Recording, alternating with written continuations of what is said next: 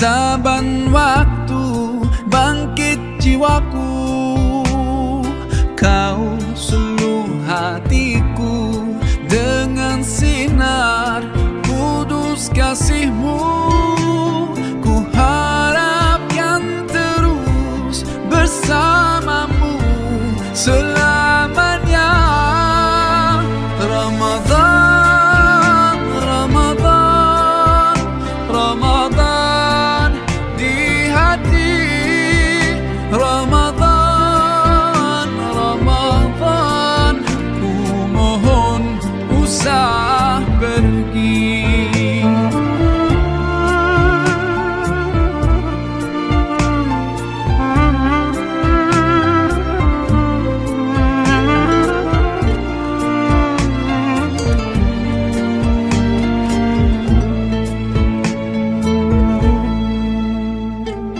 Rahmat melimpah, damainya ku rasakan.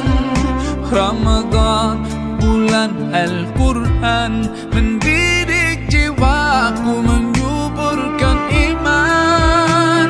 Ku harapkan terus bersamamu selamanya. Ramadan, Ramadan, Ramadan di hati. Ramadan, Ramadan, ku mohon usah pergi.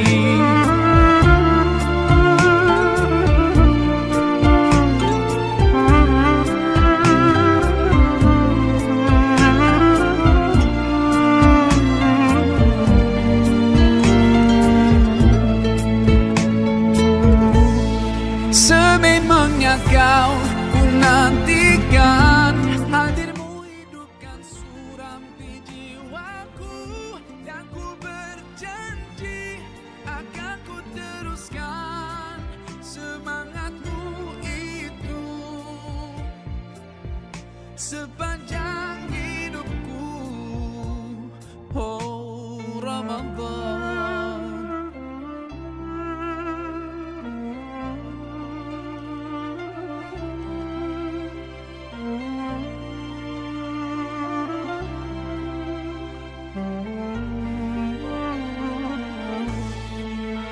Ramadan, Ramadan, Ramadan di hati.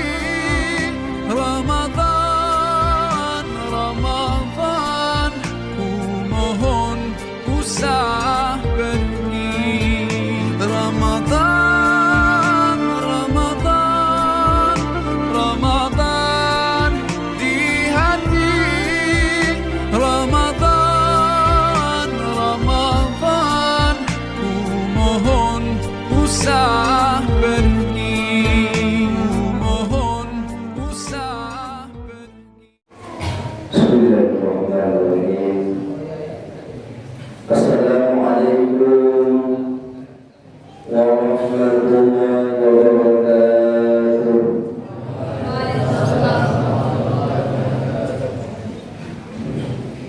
Alhamdulillah, alhamdulillahilladzi hadana li hadza wa ma kunna linahtadiya laula an hadana. Asyhadu an la ilaha illallah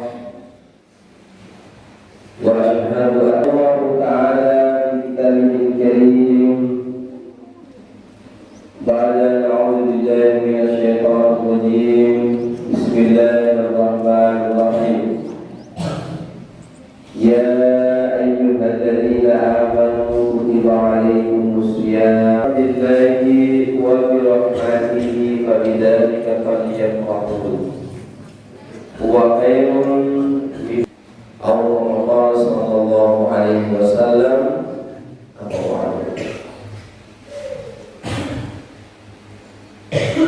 Yang saya hormati para asatidz,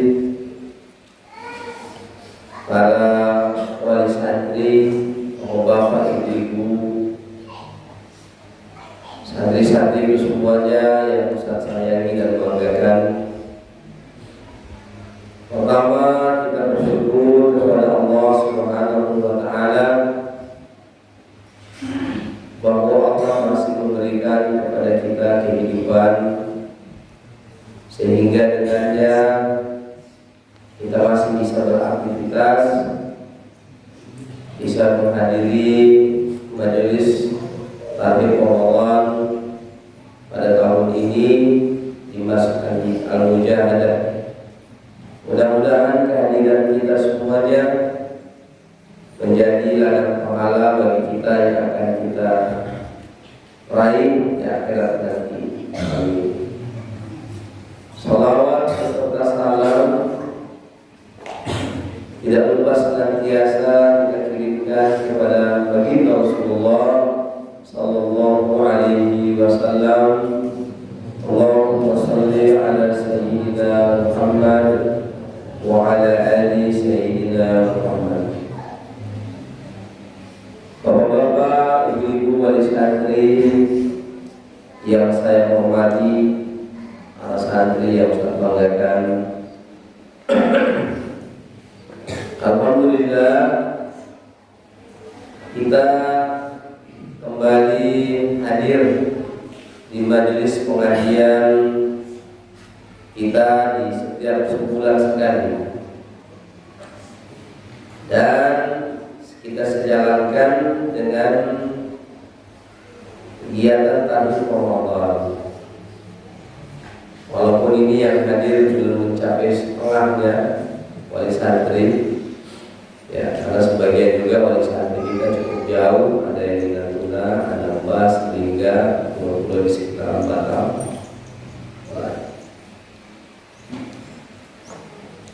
Alhamdulillah, untuk pesantren sebagai corong dakwah, kita menghidupkan Tabligh Ramadan untuk memberikan sedikit pencerahan bagi kita semuanya terkait dengan persiapan kita menyambut datangnya bulan suci Ramadan. Allah Subhanahu wa Ta'ala menyampaikan dalam Al-Qur'anul Karim, ba'da na'udzu billahi minasyaitonir rajim, qul bi fadlillahi wa bi rahmatihi fa bidzalika falyafrahu huwa khairum mimma yajma'un. Katakanlah, disebabkan karena karunia yang Allah berikan kepadamu dan rahmat Allah yang Allah berikan kepadamu, hendaklah kamu berbahagia atasnya daripada harta benda dunia yang kamu kumpulkan. Jadi karunia dan rahmat Allah yang Allah berikan kepada kita, hendaknya kita jauh lebih berbahagia ketimbang kita memperoleh harta material dunia ini. Contoh ini. Ada seorang ayah dan ibu berumah tangga lama. Lama dia berumah tangga, mungkin sekitar 5 atau 6 tahun. Dia belum dikaruniai anak. Anak.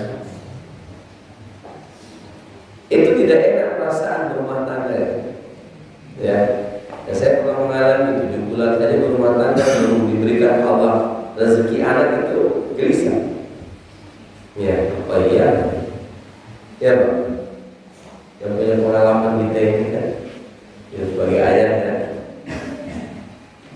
Kita mungkin punya pekerjaan, kita punya uang banyak, kita punya pekerjaan, kita punya uang banyak. Katakanlah uangnya kita 1 miliar lah, ada duit kita, pekerjaan kita mantap, tapi kita tidak ada anak. Di rumah hanya berdua sama istri, tambah 1 pembantu kalau ada. Ya, ini kita membandingkan yang mana yang namanya harta benda yang dia kumpulkan, mana yang disebut dengan karunia dan rahmat dari Allah, yang kita mesti bahagia atas karunia dan rahmat dari Allah. Terus dia diberikan karunia Allah anak. Ya, diberikan Allah karunia anak.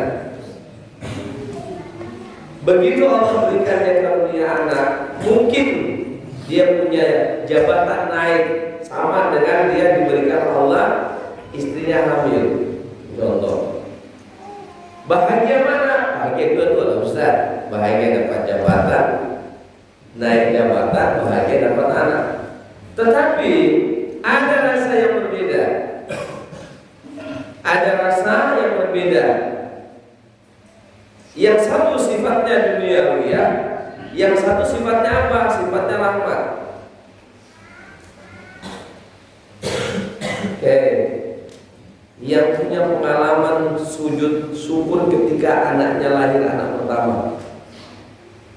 Di balik rumah bersalin yang mendengar sayup-sayup lahir anaknya yang pertama, pasti punya pengalaman bapak-bapak yang lama atau yang baru yang tiga terus lahir anak pertama. Mungkin kamu semua yang ada di sini anak pertama kali ya lahir, itu perasaan bahagia luar biasa. Kenapa? Karena diberikan Allah karunia. Ya, sekarang kalau kita bandingkan karunia itu, kita bandingkan ibu-ibu, bapak-bapak, saya mau ngajak berpikir yang mana sih yang namanya karunia dan rahmat, yang mana yang sifatnya kata Allah tadi harta benda dunia yang kita kumpulkan. Saya mohon maaf, kita tidak minta anak kita sakit, kan? Tapi kalau anak kita koma 1 bulan, tidak usah koma 1 bulan, koma di rumah sakit 2 pekan, bagaimana perasaan kita?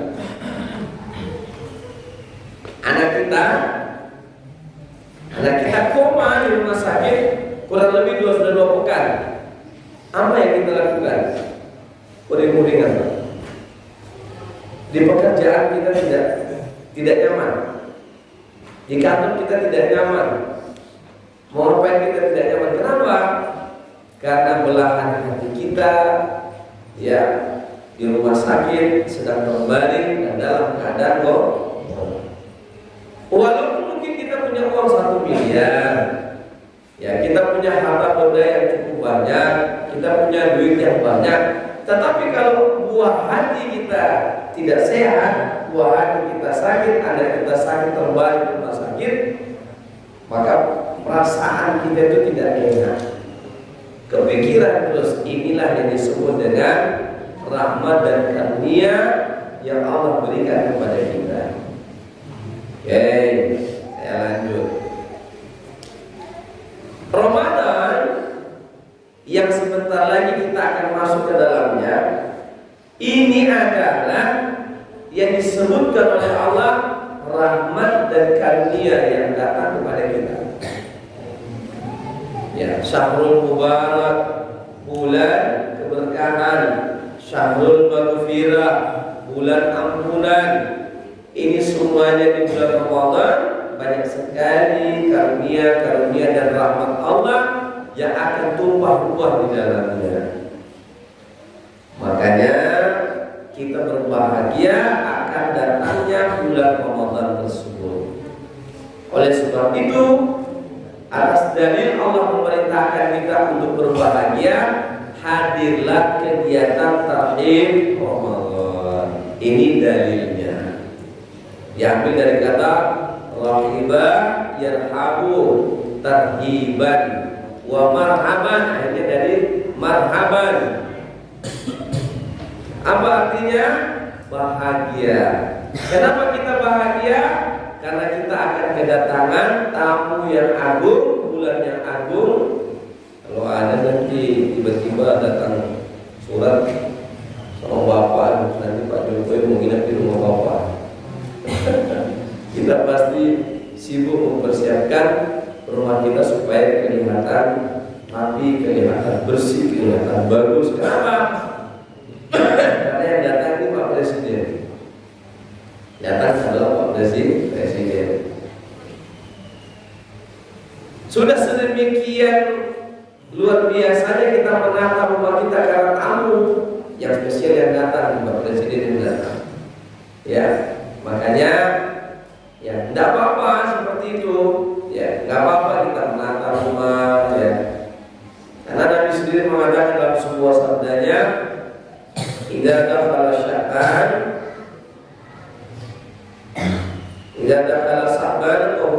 anfusakum wa ahsinu niyatakum.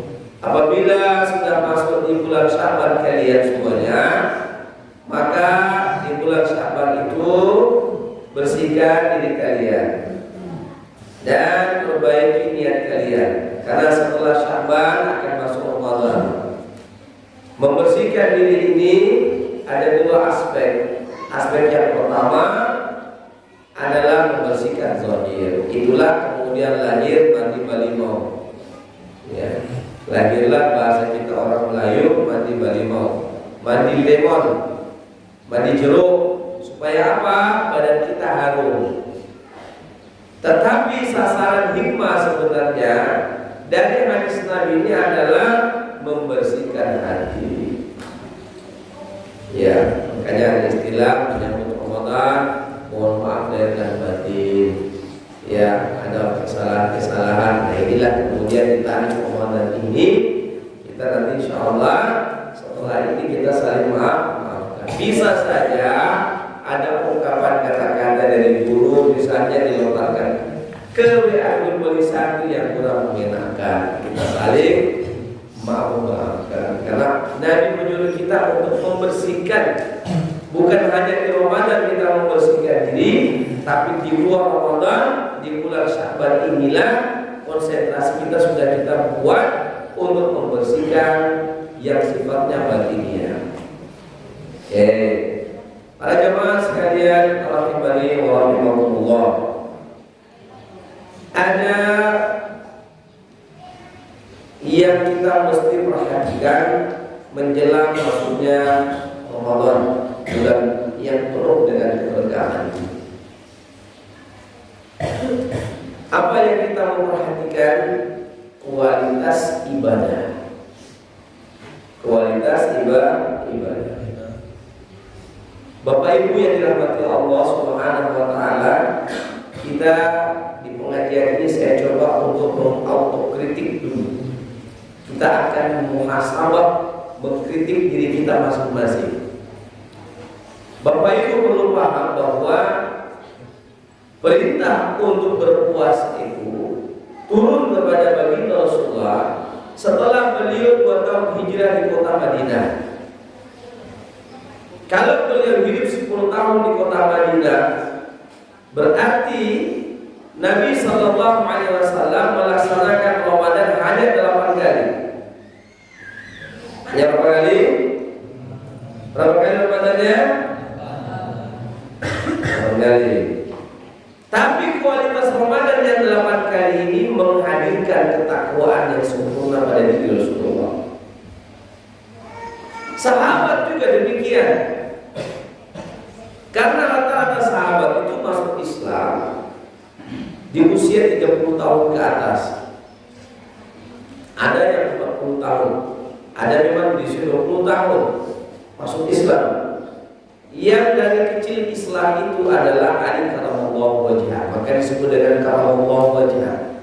Wajahnya mulia, tidak pernah menghadap kepada selain Allah dari kecil dalam asma Rasulullah. Maka disebutkan wajahnya itu mulia karena tidak pernah menghadapkan wajahnya kepada selain Allah.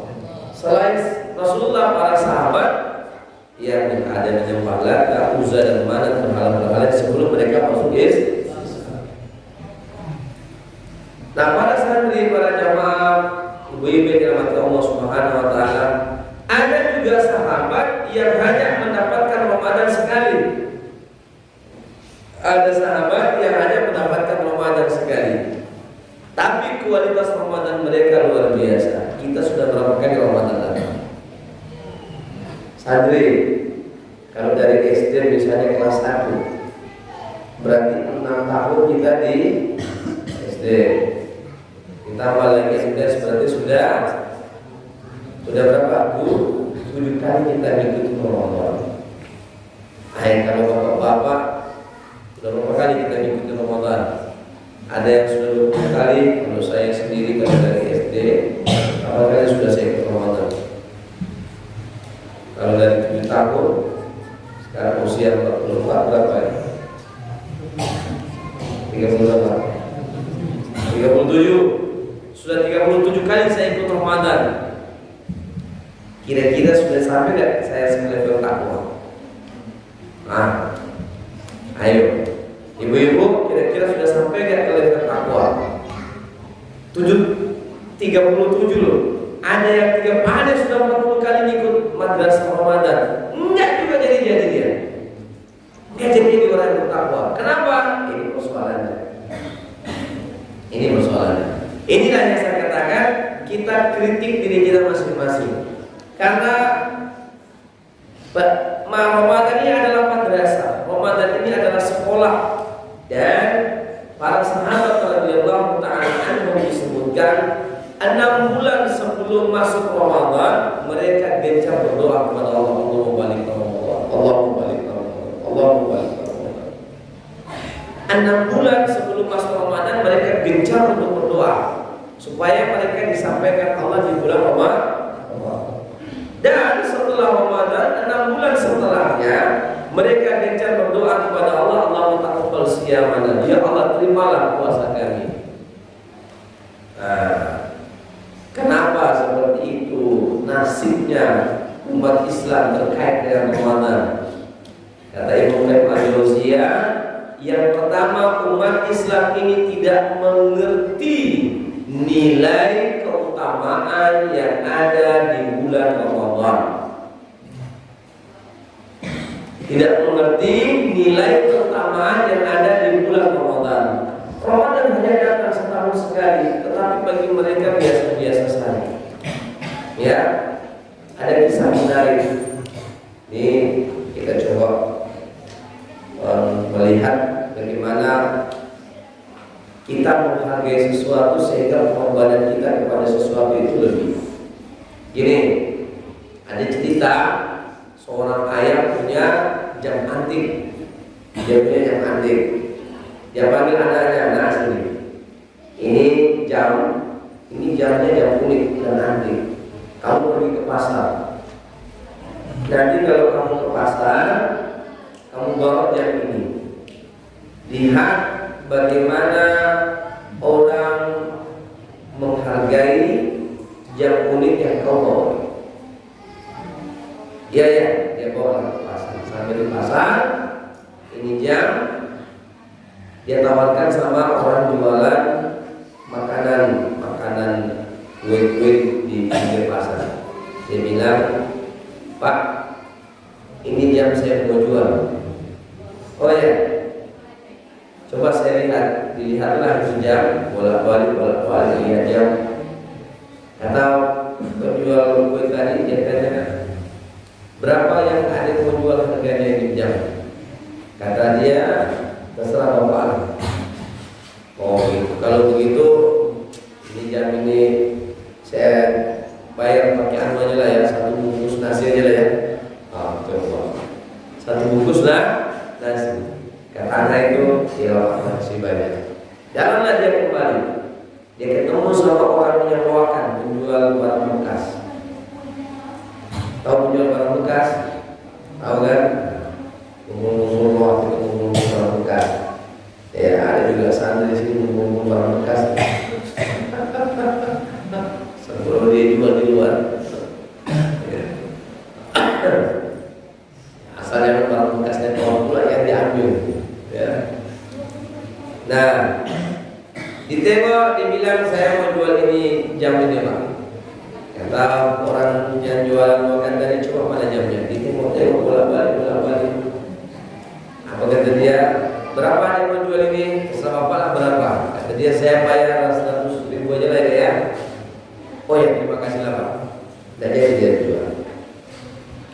Dia jalan lagi, ketemu sama penjual jam tangan, arloji. Sudah sampai di situ dia ditawarkan lagi dia. Kata penjual jam tadi, ini berapa dia mau jual ke saya? Kata orang tadi, anak tadi, terserah bapak aja lah. Tengok jam, saya tawar 1 juta aja ya. Kata dia, iyalah terima kasih Pak. Akhirnya kemudian dia jalan lagi. Dia ketemu terakhir di kolektor jam kuning. Dia mendatangi kolektor jam kuning. Begitu dia sampai di kolektor jam unik itu, dia bilang, "Pak, saya punya jam, ya tolong apa namanya, kalau Bapak mau beli, ya silakan Bapak beli, tapi harganya kita cocok-cocokkan." Begitu dikasih sama tukang kolektor jam unik tadi, ditengoknya jam, bolak-balik dengan wajah yang takjub, takjub. Apa kata kolektor jam unik tadi? "Dek, ada yang jual berapa ini?" "Terserah Bapak lah berapa." "Saya tahu itu bisa 100 juta ya, Dek." Dia tawar 100 juta. Kaget itu anak itu. 100 juta. Dia bilang, "Ini jam tinggal satu-satunya yang ada tersisa dari zaman perang dunia. Ini memang tidak ada orang yang punya, tinggal satu inilah. Adik kalau mau saya tawar 100 juta, adik mau?" Kenapa perbedaan penghargaan yang satunya hanya dihargai dengan apa? Sebungkus nasi. Satu. Yang satu hanya dihargai dengan uang 100.000. Ya, pernah ada bawakan. Yang ketiga tukang jual aluri hanya harga 100, ya 1 juta.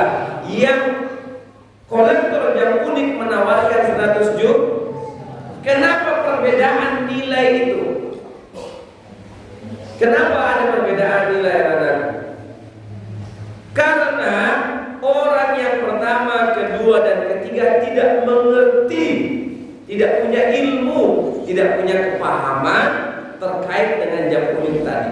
Sementara orang kolektor jam unik itu dia bayar dengan mahal karena dia mengerti nilai yang ada di jam unik tadi. Kenapa sahabat betul-betul memanfaatkan Ramadan ketika Ramadan datang pada diri mereka? Karena mereka mengerti betul-betul nilai yang ada di Ramadan. Apa nilai-nilai yang ada di Ramadan itu? Makanya Bapak Ibu jangan hanya paham Ramadan itu seperti mana fikihnya saja. Ya, kita punya kelas puasa jangan kayak upin-ipin aja. Dari pagi sampai petang puasanya, ya hanya sekedar syariat saja, bukan kita bilang sekedar tidak. Tapi yang dituntut oleh puasa itu meningkat kualitas ketakwaan kita kepada Allah. Kenapa bisa meningkat kayak begitu? Tujuan Ramadan itu datang kepada kita adalah untuk membentuk diri kita agar menjadi orang-orang yang bertakwa. Ya ayyuhalladzina amanu kutiba alaikumus syiyam kama kutiba alal ladzina min qablikum la'allakum tattaqun. Wahai orang-orang yang beriman, telah diwajibkan atas kalian berpuasa sebagaimana telah diwajibkan atas orang sebelum kamu agar kamu menjadi orang yang bertakwa. Kenapa sahabat begitu hebatnya mereka menjadikan puasa ini, Ramadan ini sebagai momentum untuk beribadah semaksimal mungkin? Karena mereka paham, mereka mengerti nilai yang ada di Ramadan. Ya, demikian juga para ulama-ulama. Kenapa mereka demikian? Karena mereka itu adalah kolektor surgawi. Mereka adalah kolektor surga. Yang mereka kejar adalah akhirat. Wal akhiratu khairun laka minal ula. Akhirat itu lebih baik daripadamu ketimbang dunia dan segala isinya. Kita tidak Ramadan yang kita kejar malah dunia. Kayak saya kemarin saya sampaikan dalam ceramah pengajian saya di depan ibu-ibu perumahan, kumpul semuanya, saya bilang kita ini jangan sampai seperti Bani Israel. Kok gitu sepertinya Bani Israel itu Allah perintah mereka untuk beribadah di hari Sabtu. Ketika mereka beribadah di hari Sabtu, Allah uji mereka. Apa Allah ujinya? Allah menguji mereka dengan menghadirkan ikan-ikan di pinggir pantai di hari Sabtu, justru banyak mengumpulkan itu.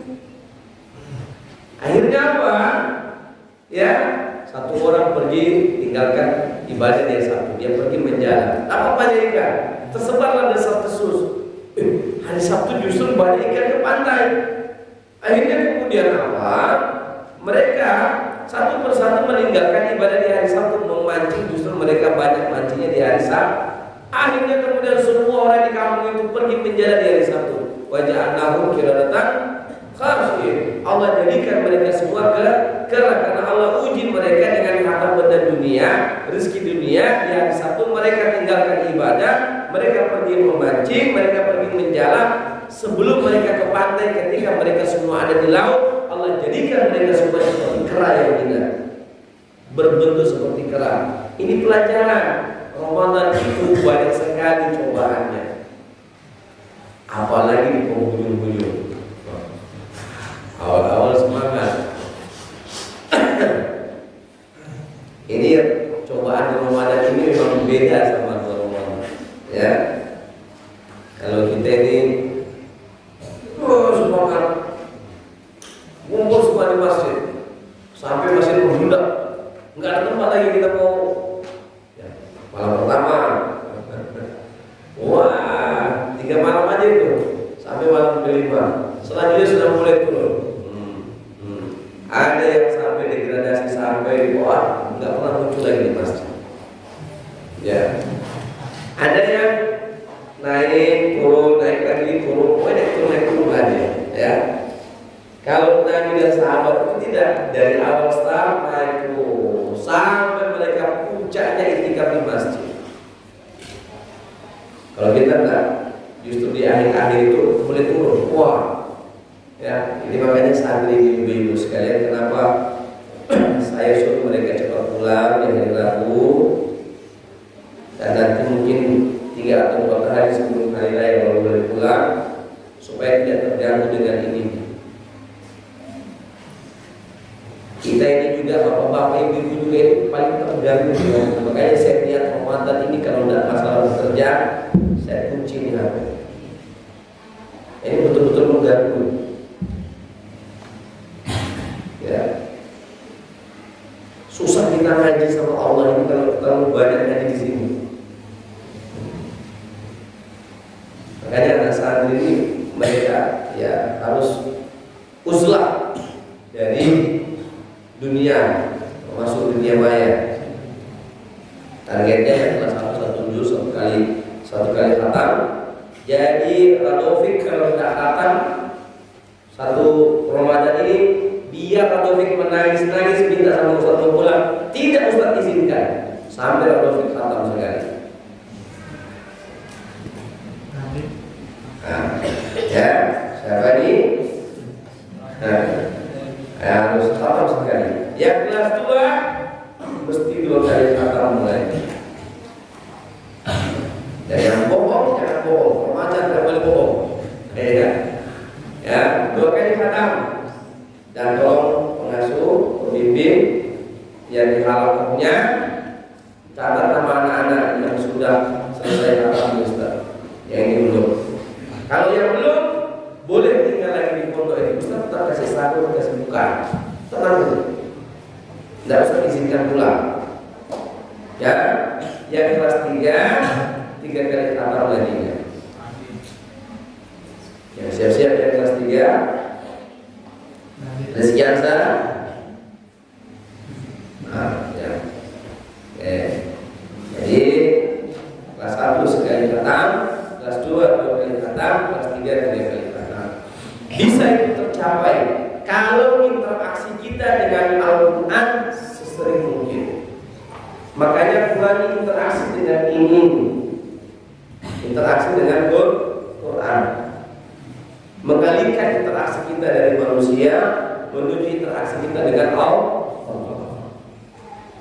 Ya, jadi pekerjaan yang belum tidak bisa kita tinggalkan. Selebihnya tidak usah lagi buka tentang siapa itu Raffi Ahmad ke apa lagi, tentang ibu ini siapa yang mau cerai lagi. Saya tidak tahu, saya ini gosip jelas saja.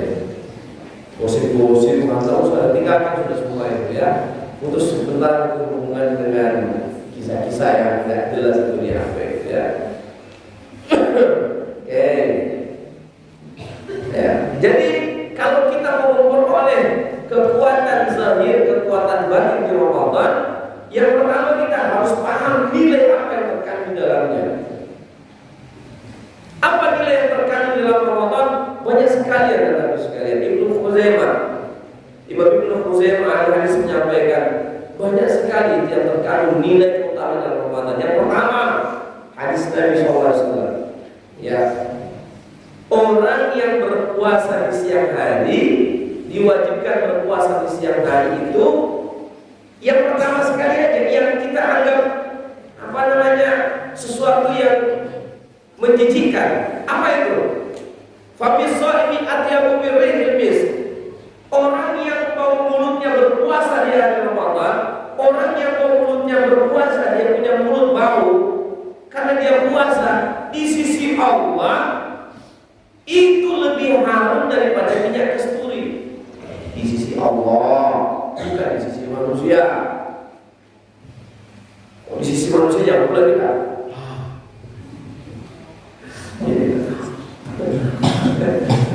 Yang dimaksud hadis itu adalah di sisi Allah. Ya. Kalau di sisi manusia tetap mau lah. Banyak jam 11, jam 12, jam 1 ke atas dulu. Jangan coba-coba dia sama kawan. Mau muntah rasanya.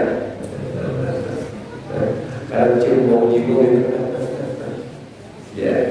Tapi anak-anak sekalian, di sisi Allah nih, itu lebih baik daripada harumnya minyak kasturi.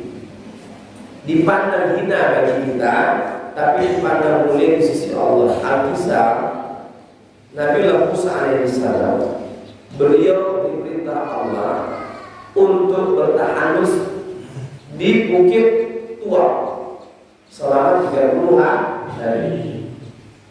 Setelah beliau bertahanus 30 hari di Bukit Tua, ya, tiba-tiba ada niat dalam hatinya, karena ini momen akhir, maka dia bersiwak. Nabi Musa bersiwak. Lagi puasa nih.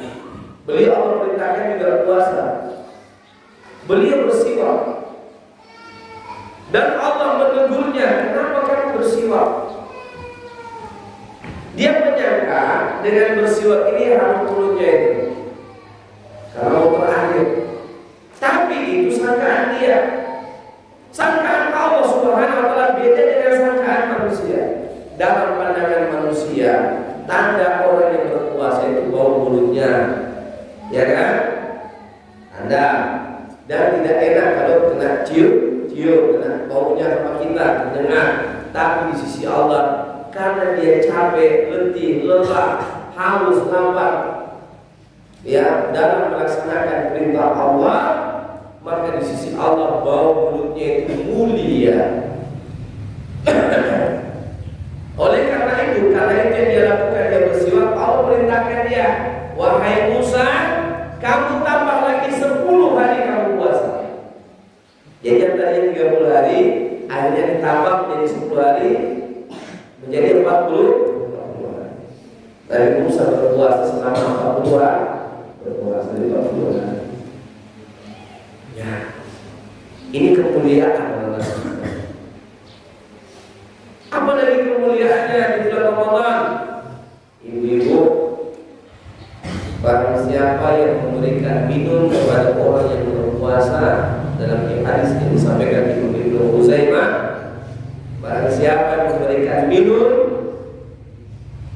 kepada orang yang berpuasa, maka dia tidak akan kehausan nanti di akhirat. Makanya di sini ada jadwal. Siapa kata Nabi yang memberikan iftar, buka puasa kepada orang yang berpuasa, maka dia memperoleh pahala sebanyak orang yang berpuasa yang dia berikan makanan, tanpa mengurangi pahala puasanya orang yang berpuasa. Sehingga nanti saya mohon maaf, ya, itu ada jadwal untuk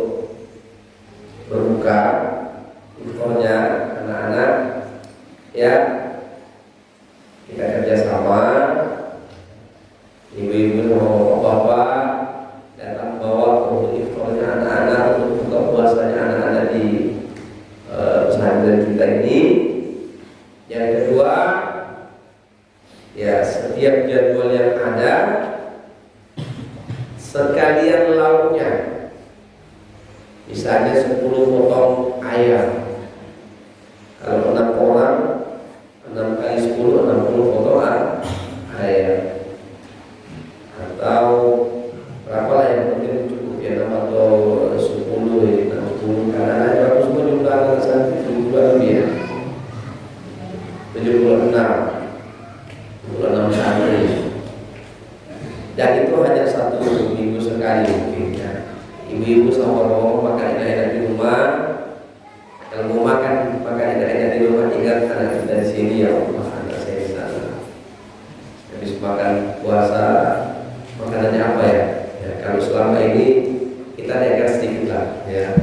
Tapi dibantu sama ibu-ibu untuk sedekahnya. Ya 10 potong ayam, ya berapa harganya itu? Ya, kayak sama anak-anak sini. Dan insya Allah pahala puasanya anak-anak kita yang ada di sini, yang setiap hari saat mereka ngaji, membaca Quran, akan juga sampai sama Bapak Ibu semuanya. Pahala, ya. Oke, banyak sekali, termasuk yang anak-anak sekalian. Dalam hadis sampai oleh Ibnu Huzaimah tadi, Rasulullah SAW dikatakan di Ramadan puasanya sunnah yang dikerjakan oleh kita di bulan Ramadan akan diganjar dengan pahala wajib. Saya kita sholat sunnah duha 2 rakaat, maka diganjar pahala wajib. Kita sholat tahiyatul masjid, itu sunnah, diganjar pahala wajib. Sholat sunat qobliyah ba'diyah diganjar pahala sholat wajib. Dan apabila kita melaksanakan sholat wajib di bulan Ramadan, itu diganjar pahala 70 kali sholat wajib. Ini yang membuat para sahabat mengejar fadilah itu. Ada kisah menarik. Saya mau tutup sedikit lagi, karena yang di sini kita akan bersama dari sana. Ada kisah menarik. Tolong bin Ubaidillah, sahabat Nabi SAW. Suatu ketika beliau ini orang yang suka melihat kondisi kota Madinah, masyarakat kota Madinah.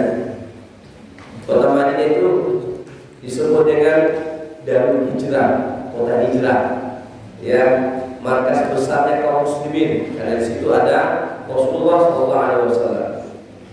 Tolong bin Ubaidillah ini, beliau itu sering memantau ini orang-orang Madinah, dan dia memantau ada 2 orang dari Yaman, pemuda dari Yaman, 2 orang pemuda dari Yaman.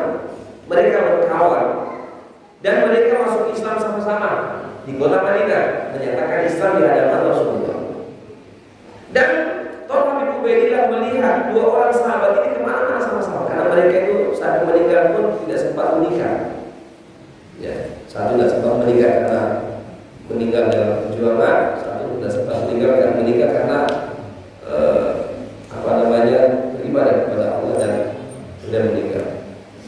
Nah, 2 orang sahabat ini yang pemuda tadi sama-sama beribadah dan sama-sama mengikuti perang dengan Rasulullah.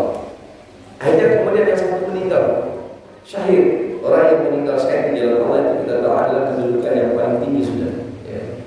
Karena mengorbankan nyawanya untuk Allah. Kemudian setahun kemudian baru kawannya nyusul, setelah sakit dia meninggal. Tolong bin Ubaidillah dimimpikan oleh Allah sama mereka berdua. Jadi Tolong bin Ubaidillah tidur dan dia bermimpi. Dalam mimpinya beliau melihat bahwa 2 orang sahabat ini itu berada di suatu kawasan yang sangat indah. Beliau bersusun bahwa ini adalah surga.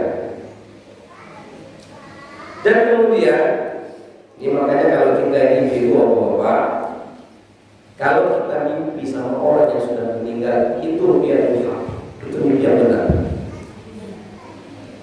Ya, dalam surah Al-Zumar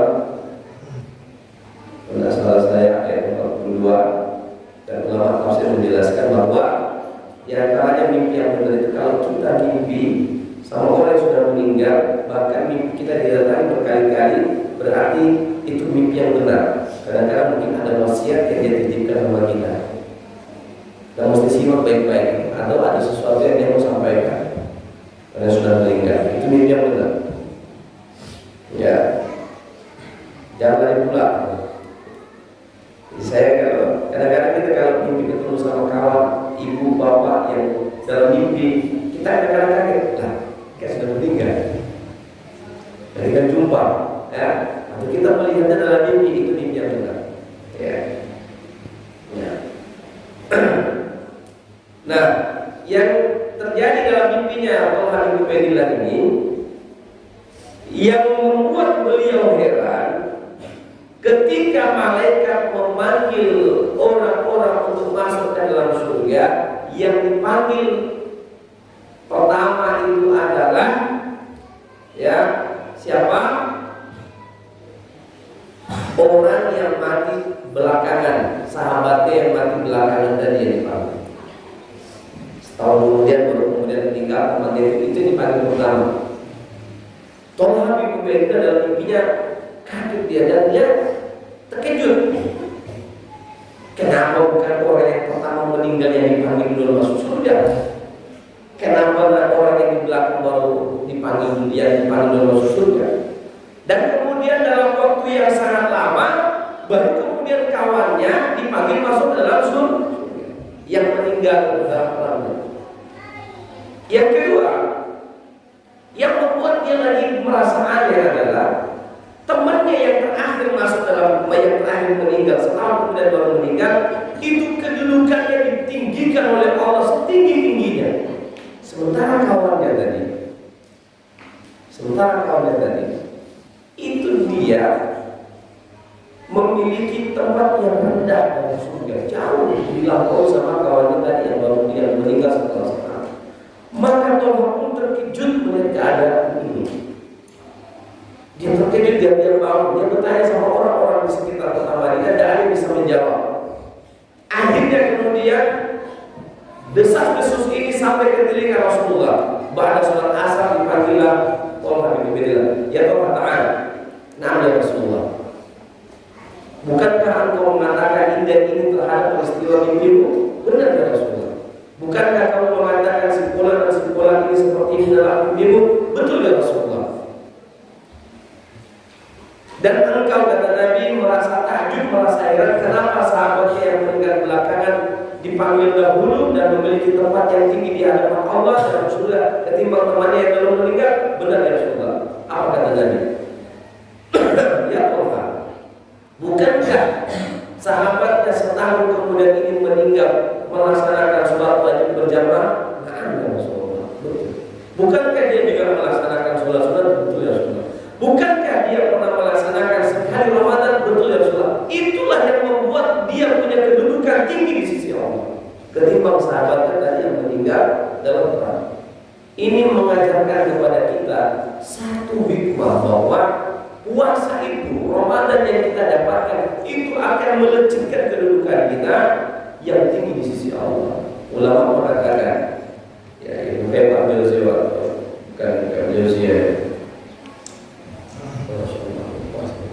Dalam suatu kitab dikatakan, saya sampaikan kembali supaya kita betul-betul serius mengenai Ramadannya.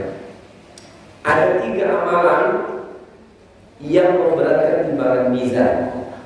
Tahu mizannya, timbangan di akhirat. Kata Nabi, mizan itu adalah besarnya mizan itu.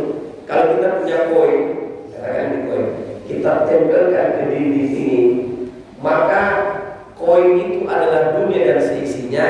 Mizan itu sebesar dinding. Besar mizan daripada dunia dan seisinya. Ya, jadi kita yang nanti kita punya amalan mau ditimbang di situ. Ada namanya timbangan mizan, ditimbangkan kita punya amal. Ditimbangkan kita punya amal. Siapa yang amalnya berat, insya Allah akan masuk ke dalam surga. Siapa yang timbangannya ringan, bersiap-siaplah. Ya. Oke, kita lanjut.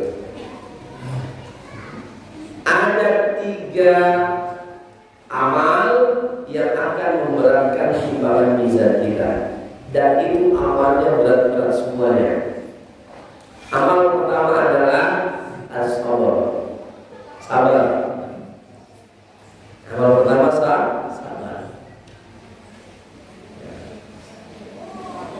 Sabar ini bisa diucapkan mudah, tetapi mengamalkan benar. Ya. Sabar Pak, sabar ya, sabar. Marah juga. Jadi sabar adalah sesuatu yang amaliyah yang sangat berat. Semua para nabi dipuji kesabarannya. Bahkan ulul azmi, para nabi yang tinggi kedudukannya, itu ujian kesabaran mereka luar biasa. Sabar itu ada 3. Saya ulangi, sabar itu ada 3. Yang pertama, as-sabru an tarkil maksiat, sabar meninggalkan dosa. Dosa mata, dosa tangan, dosa telinga, dosa mulut, dosa kedua kaki, dosa hati, tinggalkan. Yang kedua, as-sabru an ta'atillah, bersabar dalam menjalankan ketaatan kepada Allah, ibadah. Kita sabar. Puasa kita mesti sabar. Kalau nggak sabar-sabar kita susah, hancur-hancuran puasa kita. Yang ketiga, as-sabru 'inda musibah, sabar menghadapi musibah. Dan puasa itu adalah madrasah sabar. Puasa adalah sekolahnya sabar. Kita disuruh bersabar, banyak sabar di dalam puasa. Bahkan kata Nabi, kalau ada orang yang mengajak kita bertinju, berkelahi, kita katakan, ini shaim, saya lagi puasa. Ya. Jadi kawan, nanti setelah buka sama aja. Itu tak boleh lah. Ya. Yang kedua, amal yang memberatkan mizan timbangan kita adalah memaafkan. Memaafkan orang yang berat sekali. Memaafkan kesalahan orang ini berat sekali. Benar atau benar ibu? Memaafkan kesalahan orang ini berat. Apalagi orang-orang yang sudah menghina-hina kita, mencaci maki kita, memfitnah kita yang macam-macam, menggosipi kita yang enggak.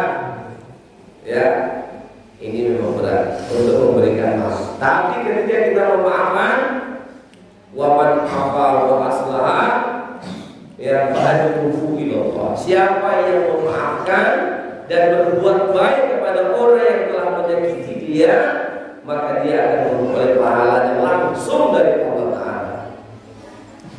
Ya. Oke. Maafkan. Ini memang amalan yang sangat susah. Dan yang ketiga, apa yang ketiga? As-shawmu fi syahr Ramadan, berpuasa di bulan Ramadan. Kenapa? Fa innahu li wa ana ajzi bi. Karena puasa itu adalah amalan yang dikerjakan untukku, maka akulah yang akan membalasnya. Maka ulama mengatakan semua amal-amalan itu bisa ditransfer. Kalau kita buat salah sama orang, antum misalnya buat salah, berkelahi sama kawan, ya, zolim, antum tidak bisa masuk surga, susah masuk surga sebelum orang yang kita zolimi tadi itu saya minta transfer. Ya Allah, dia sudah buat salah sama saya. Kata Allah, dia buka, mana dia punya pahala? Ditengok puasa sholatnya ada, pindahkan puasa sholat. Pahala puasa, pahala sholat dipindahin. Tetapi kata ulama, kecuali puasa. Jadi amal puasa ini tidak bisa ditransfer. Amal puasa Ramadan, apalagi Ramadan, itu tidak bisa ditransfer. Kenapa? Fa innahu li wa ana ajzi bihi. Karena puasa ini di dalam rahasia ilahi hasilnya. Di dalam rahasia Allah, dia punya pahala. Ya, makanya ini adalah sekalian, yang Ramadan ini mari kita betul-betul manfaatkan dengan sebaik-baiknya. Tidak hanya anak-anak semuanya, sengaja kita tahu Ramadan, kita kasih tahu ini supaya nilai yang ada di Ramadan ini kita jaga dengan baik agar kita berfastabiqul khairat. Ya, kita berlomba-lomba untuk mengejar keberkahan di dalam bulan suci Ramadan. Tidak ada malaikat yang sesibuk kecuali di bulan Ramadan. Mereka sibuk untuk mencatat amal kebaikan kita. Ya,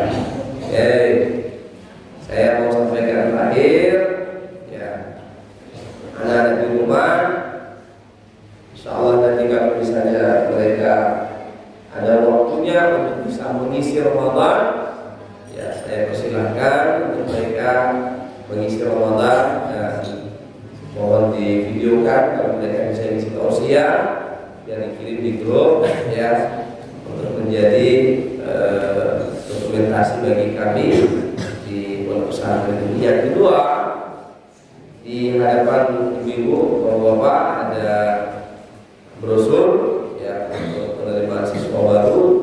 Insya Allah mudah-mudahan kita sudah membuka untuk pendaftaran siswa baru yang ada jamaah, ada tetangga, ada keluarga yang mau masuk ke madrasah, ke sekolah pesantren. Hidayatullah kita sudah membuka pendaftaran. Kemudian juga demikian dengan madrasah ini. Alhamdulillah saya mau sampaikan anak santri kita yang hafiz, 2 orang sudah selesai hafalan Qurannya, yang lain tinggal menyusun. Mudah-mudahan dalam waktu 4 bulan ke depan itu sudah selesai. Ini ada yang kelas 1 saya lihat, ada santri kelas 1 tahfiz, ya, itu sudah mau khatam. Mudah-mudahan setahun selesai sebagai lulusnya. Ya, saya yoga apa ya? Saya yoga. Bikam juz'an, ya yoga. Bakia kam juz'an. Intahal hafizta. Salasa atau arba. Salasa juz'an. Tinggal 3 juz dia sudah selesai 30 juz. Itu dalam waktu 1 tahun. Alhamdulillah, ya. Ayat Dimas. Dimas masuk awal. Antum kelas 1 ya? Fadlul Sani kelas 2. Kam juzan? Berapa juz lagi? 2 juz lagi selesai. Insyaallah selesai Ramadan kita akan tasmi dan kemudian ke seremoni penghataman kepala anak-anak. Ya, alif ena alif, ena alif, ena alif, ena anta ya alif, mana alif? Fil hammam, bisa kan? Ena alif, yakul. Ayo, lam yakul awalan. Bagian muhadarah semua yakul. Ayo, aina Anwar. Anwar aina fil hammam. Ya, fil hammam. Jadi tinggal kalau Anwar tinggal berapa juz, tinggal 3-4 juz. Jadi insyaallah pada Ramadan, ya, kita akan mengatakan Anwar, kum bagia kam juz'an habista. Salah 1 juz'an, tinggal 3 juz lagi juga Anwar insyaallah. Nanti kita sedang mudah-mudahan selesai Ramadan. Jadi ini saya sampaikan, insyaallah anak kita sudah selesai beberapa orang yang selesai beberapa juz, dan setelahnya mereka juga belum. 3 tahun itu, yang tahun ketiga mereka, sebenarnya kalau cepat tahun kedua mereka tinggal mungkin itu program untuk betul-betul hafalannya kuat. Ya, dan sekarang sudah berjalan ada sekitar 3 orang, ada 2 orang, 3 orang untuk program penguatan hafalan. Dan nanti insyaallah mendekati selesainya anak-anak santri MTS, untuk yang kelas 3 itu programnya 5 juz. Programnya 5 juz. Manfaat salis alfa. Baik. Manfaat salis. Fadhil. Aina manfaat salis. Manfaat salis madrasah sanawiyah. Baik. Kam juz ana habis tu? Khamsa wajiban.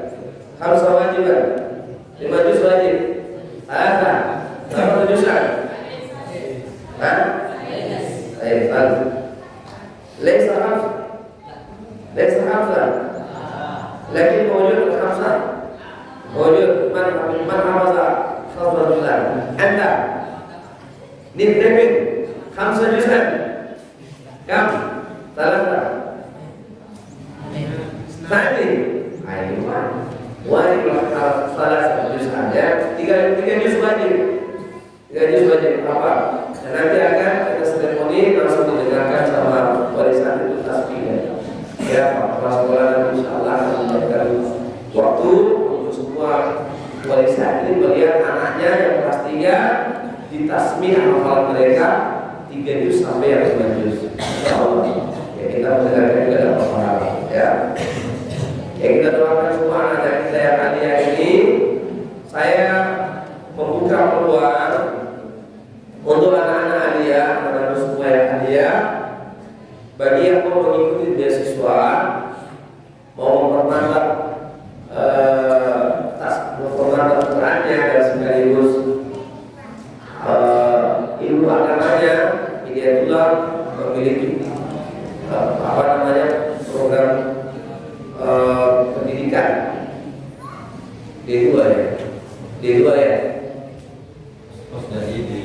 Posdai di Bogor, Mahat Ali di Surakarta. Itu programnya 2 tahun ya.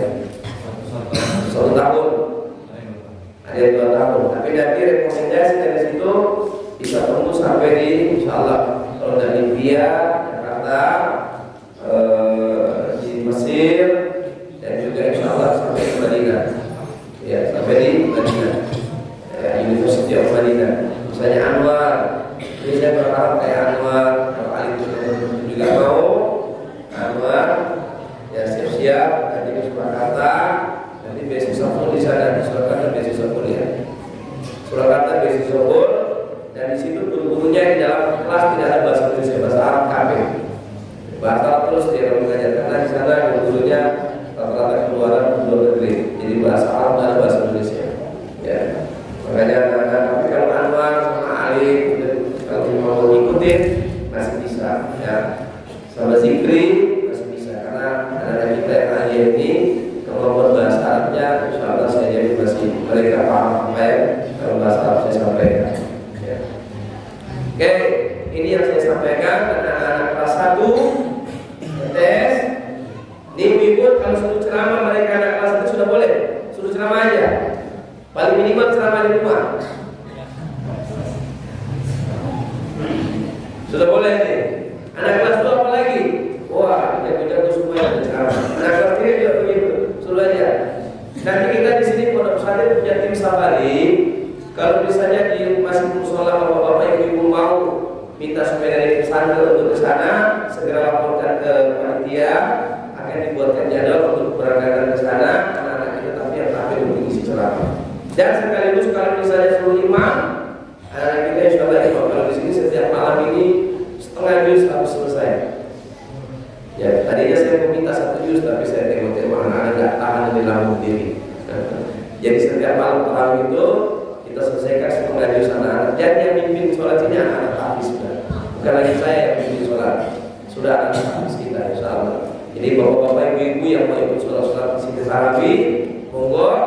Tarawih di sini tapi ya lebih lama enggak itu. Ya, saya rasa demikian dan saya mau sekali lagi ibu, saya minta bantuannya yang terjadwal selain membawa iftar, tolong 10 potong ikan atau ayam kita makan enak-enak di rumah. Ingat anak kita di sini. Mereka lagi puasa juga kita makan enak-enak di rumah anak kita. Ya udah, sekalian sedekah lah. 10 potong kue kasih sini. Ini ada berapa? 1 hari berapa orang ya? 6 orang ya? Satu hari berapa orang? Baik. 1 hari jadwalnya berapa? 1 hari 6 orang jadwalnya. Jangan 10, 11 lah kalau begitu. 11 potong kue, 11 potong lauk. Karena 11 kali 6 berapa? 170 ya? 66. Terserah ibu-ibu lah. Pokoknya ya yang panitia ibu-ibu punya komunitas ya. Kita di sini ada 3 panitia nanti ibu-ibu anak kita diatur makanya ya itu mereka bisa fokus untuk menghafal, mengerjakan hafalannya dan menyelesaikan bacaan Qurannya. Insya Allah setiap Quran yang mereka baca akan juga bertransfer kepada Bapak Ibu semua. Insya Allah. Demikian yang saya sampaikan. Mohon maaf, saya atas nama keluarga besar Pondok Pesantren Hidayatullah Kabupaten Bintan mohon maaf yang sebesar-besarnya jika kami sebagai para asatidz pengurus yayasan dalam hal ini komunikasi kita, interaksi kita, pergaulan kita, ya ada hal yang tidak menyenangkan, ada hal yang tidak mengenakkan, ada hal yang tidak yang menyakiti perasaan kita. Kami atas nama para asatidz pengurus yayasan mohon maaf yang sebesar-besarnya, sedalam-dalamnya menyambut bulan suci Ramadan. Dan juga kepada anak-anak semuanya, para santri yang mungkin bisa pernah jewer telinganya, ya, pernah cubit perutnya karena tidak menghafal, mohon dimaafkan lahir dan batin, ya. Nah, ini dulu yang saya sampaikan. Semoga kita memperoleh keberkahan di bulan Ramadan. Marhaban, ya.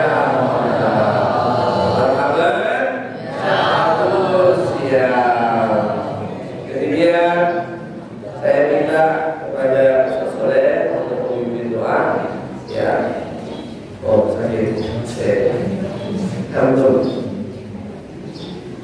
doa, Ustaz.